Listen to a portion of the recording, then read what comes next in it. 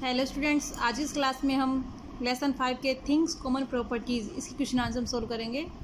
उसके one words हम देख चुके थे, आज उसके नेक्स्ट क्वेश्चन आंसर है वो सोल्व करते हैं।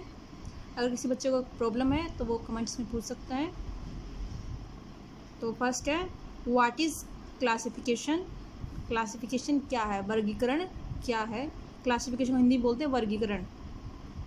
Name the properties on the basis of which different kinds of matter can be classified in various group. उन प्रॉपर्टीज़ के उन गुणों के नाम लिखो जिनके आधार पर हम अलग अलग प्रकार के जो सब्सटेंस होते हैं, मैटर होते हैं, उनको अनेक ग्रुपों में वर्गीकृत कर सकते हैं, बांट सकते हैं। तो सबसे पहले हम देखते हैं व्हाट इज़ क्लासिफिकेशन। क्लासिफिकेशन क्या होती है? The process of grouping objects based on some known criteria is called classification. एक प्रोसेस है जिसके आधार पर हम ऑब्जेक्ट को किसी किसी दिए गए क्राइटेरिया के आधार पर ग्रुप में बनाना, ग्रुप में रखना या ग्रुप करना उनका, उसको बोलते हैं हम क्लासिफिकेशन। क्लासिफिकेशन वह प्रक्रिया होती है जिसके आधार पर किसी दिए गए निश्चित क्राइटेरिया के आधार पर हम उन वस्तुओं को क्या करेंगे, ग्रुपिंग करेंगे, उसको हम बोलते हैं क्लासिफिकेशन। दीज प्रॉपर्टीज़, वो कौन सी प्रॉपर्टीज़ हैं जिसके आधार पर क्लासिफिकेशन करते हैं, वो प्रॉपर्टी कौन सी हैं? वो हैं, उनमें कौन कौन शामिल हैं? This properties include solubility in water, water के अंदर सोल्युबिलिटी कैसी है। Conduction of heat, heat conduction कैसा है। Conduction of electricity, transparency, diffusion, response to magnet etcetera. मतलब पानी की सोल्युबिलिटी इन वाटर, वाटर के अंदर सोल्यूबल होता है या नहीं होता है। कंडक्शन ऑफ हीट, हीट का कंडक्शन करता है या नहीं करता है। कंडक्शन ऑफ इलेक्ट्रिसिटी, इलेक्ट्रिसिटी का कंडक्शन करता है या नहीं करता है। इसके आधार पर हम उसको अलग अलग ग्रुप में बांट सकते हैं। ट्रांसपेरेंसी, ट्रांसपेरेंसी किस प्रकार की है, हाई लेवल की, मीडियम की या फिर लो लेवल की, किस प्रकार से ब्लॉक कर देता है उसको। इस प्रकार से ट्रांसपेरेंसी के आधार पर हमने सिस्टम को तीन ग्रुप में डिवाइड किया था, ट्रांसपेरेंट, ट्रांसलूसेंट और ओपेक ऑब्जेक्ट्स। फिर है डिफ्यूज़न और response to magnet. Response to magnet मतलब मैग्नेट किस प्रकार से किसी वस्तु को अट्रैक्ट करता है या नहीं करता है, उसके आधार पर उस वस्तु को हम अलग अलग प्रकार से डिवाइड कर सकते हैं। डिफ्यूज़न, डिफ्यूज़न क्या होता है बेटा? डिफ्यूज़न होता है विसरण, किसी सब्सटेंस का पानी कितनी मात्रा में एब्जॉर्ब हो सकता है। वही झिल्ली के द्वारा होता है जिसको बोलते हैं पारगम्य झिल्ली। वो आप जो बड़ी क्लास आएंगे उसमें आप इसका स्टडी करोगे आके। नेक्स्ट क्वेश्चन हमारा है, define solute, solvent, soluble and solubility. तो फर्स्ट है सोल्यूट। सोल्यूट किसे कहते हैं? तो सोल्यूट एक विलियन के अंदर in a solution the substance that is dissolved is called the solute. एक विलियन के अंदर जो सब्सटेंस डिजोल्व होता है, घुलता है, उसको हम बोलते हैं सोल्यूट। क्या बोलेंगे उसको हम? सोल्यूट। जैसे कि शुगर या फिर साल्ट, ये जो पानी के अंदर घोलते हैं उसको, तो कौन घुलता है? शुगर साल्ट घुलते हैं ना, तो उसको हम बोलेंगे सोल्यूट। सोलवेंट नेक्स्ट हमारा, in a solution the substance that does the dissolving is called the solvent. इस सोल्यूशन के अंदर, एक विलियन के अंदर जो सब्सटेंस डिजोल्विंग करता है, घोलता है, उसको हम बोलेंगे सोलवेंट। जैसे कि हमने चीनी को पानी के अंदर घोल दिया, तो चीनी तो क्या होगी? सोल्यूट, और पानी क्या हो गया? सोलवेंट। क्योंकि सोलवेंट, पानी ने क्या उसको घोला है ना अपने अंदर, तो ये क्या हो गया? सोलवेंट। आगे हम देखते हैं soluble. Soluble, a substance that dissolves in water is said to be soluble. ऐसा सब्सटेंस जो पानी के अंदर घुल सकता है उसको बोलते हैं सोल्यूबल, और जो पानी के अंदर डिजोल्व नहीं होता उसको बोलते हैं इनसोल्यूबल। तो a substance that dissolve in water is said to be soluble, और जो that does not dissolve in water is said to be insoluble. क्यों बेटा? तो सोल्यूबल वह होता है जो पानी के अंदर घुल जाता है, जैसे कि नींबू का रस, शुगर, साल्ट, ये सब पानी के अंदर घुल जाते हैं, तो ये क्या हो गए? Soluble in water. जबकि मिट्टी, पत्थर, लकड़ी का बुरादा, ये सब क्या होते हैं? वाटर के अंदर सोल्यूबल नहीं होते, तो क्या हो गए? Insoluble in water. नेक्स्ट है सोल्युबिलिटी। सोल्युबिलिटी क्या होती है?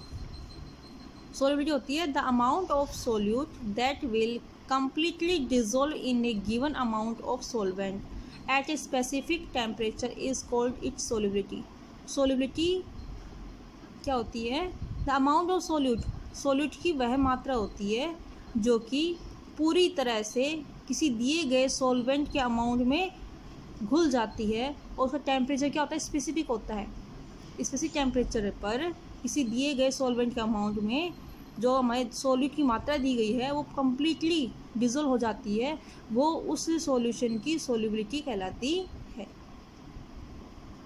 ठीक बेटा, जैसे हमने एग्जांपल लेते हैं कि हमने रूम टेम्परेचर पर हमने 10 चम्मच शुगर की एक गिलास वाटर के अंदर सोल्यूबल की है और अच्छी तरह से घुल गई है, तो क्या हो गया, उस सॉल्यूशन की सोल्युबिलिटी।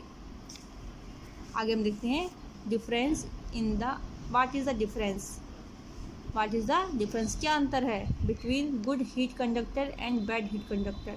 गुड हीट कंडक्टर और बैड हीट कंडक्टर में क्या डिफरेंस है। तो फर्स्ट देते हैं गुड हीट कंडक्टर।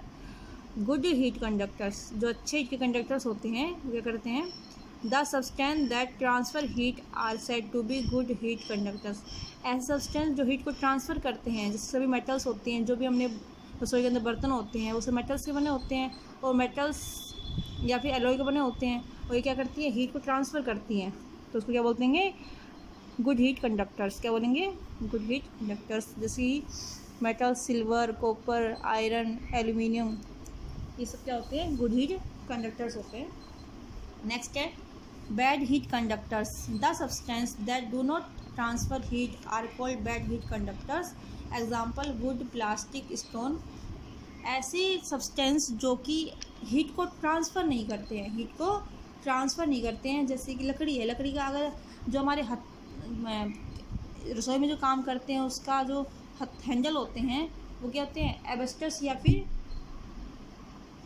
डेकलाइन के बने होते हैं, ताकि उससे हीट उसमें ट्रांसफ़र नहीं होती है, और वो क्या करते हैं उसके अंदर हीट के बैड कंडक्टर होते हैं। या फिर आपने लकड़ी का गुटका देखा होगा, लकड़ी का जो गुटका होता है वो भी क्या होता है, उसमें हीट ट्रांसफ़र नहीं होती है।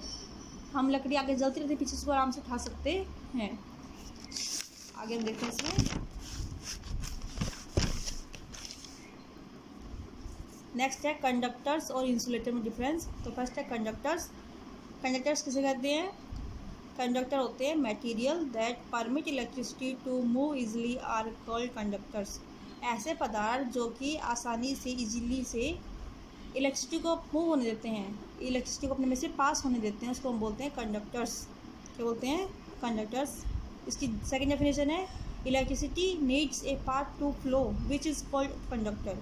इलेक्ट्रिसिटी को फ्लो होने के लिए एक पाथ चाहिए, एक पाथ चाहिए होता है, और जो ये प्रोवाइड कराता है उसको हम बोलते हैं कंडक्टर्स। जैसे कि ऑल मेटल्स क्या होते हैं, कंडक्टर्स होते हैं इलेक्ट्रिसिटी के।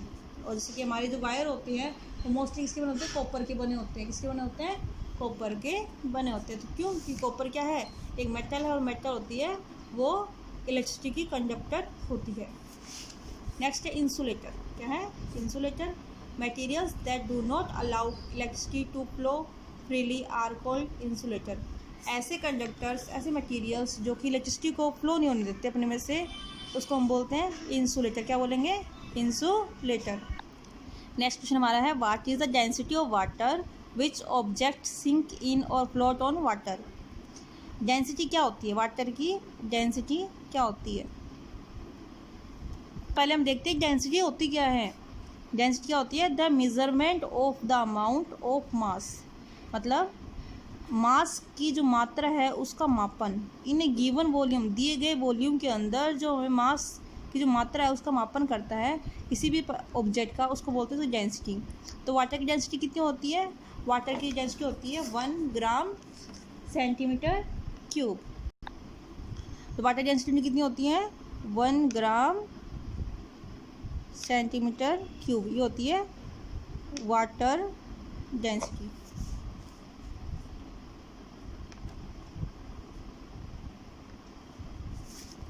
वाटर की डेंसिटी कितनी होती है, 1 ग्राम सेंटीमीटर क्यूब। और डेंसिटी किसे कहते हैं, the measurement of the amount of mass in A given volume of an object. किसी भी ऑब्जेक्ट, किसी वस्तु का, किसी एक वस्तु का जो उसको दिया गया मास है, मास की जो मात्रा है उसका मापन करना एक दिए गए वॉल्यूम के अंदर। ठीक है बेटा, किसी ऑब्जेक्ट का दिए गए वॉल्यूम के अंदर मास है, उसकी मात्रा का मापन करना उसको हम डेंसिटी बोलते हैं। जैसे कि मान लो एक यहाँ पर इसका वॉल्यूम दिया गया आपको, ठीक है, यहाँ पे भी सेम वॉल्यूम है, लेकिन जो इसमें सब्सटेंस है, हम इसे मान सकते हैं इसको सब्सटेंस है इसके अंदर, वो मान लो यहाँ पर तो उसका अमाउंट, मास की जो अमाउंट है वो कितनी है, इतना है, और यहाँ पे जो मास का अमाउंट है वो कैसा है, इस प्रकार से इसकी तुलना में कैसा आ रहा है, ज़्यादा आ रहा है। तो इसकी डेंसिटी कैसी होगी, ज़्यादा, और इसकी डेंसिटी क्या होगी, कम। ठीक है, तो ऐसे आगे क्वेश्चन है, विच ऑब्जेक्ट सिंक इन और फ्लोट ऑन वाटर। तो इसका आंसर आएगा the substance which density is more than water that would sink, the substance which density is less than water that would float on water. ऐसे substance जिसकी density water से ज़्यादा होती है, जैसे वाटर डेंसिटी कितनी है 1 ग्राम सेंटीमीटर क्यूब, और किसी अन्य सब्सटेंस की डेंसिटी होती है वो 1 ग्राम सेंटीमीटर क्यूब से ज़्यादा होगी, तो उस वाटर के अंदर सिंक होगा, डूब जाएगा। जबकि जिस सब्सटेंस की डेंसिटी 1 ग्राम सेंटीमीटर क्यूब से कम होगी वो उस वाटर के अंदर फ्लोट करेगा, तैरेगा। तो उसे बता रखा है the substance which density is more than water, इसकी डेंसिटी पानी से ज़्यादा है, दैट वुड सिंक, वो डूब जाएगा। The substance which density is less than water, जिसकी पानी से कम डेंसिटी है, that would float on water, वो पानी के ऊपर तैरेगा। ठीक है बेटा, तो हमारे चैप्टर कंप्लीट हो चुका है। नेक्स्ट क्लास में नेक्स्ट चैप्टर के साथ। ओके बेटा, थैंक यू।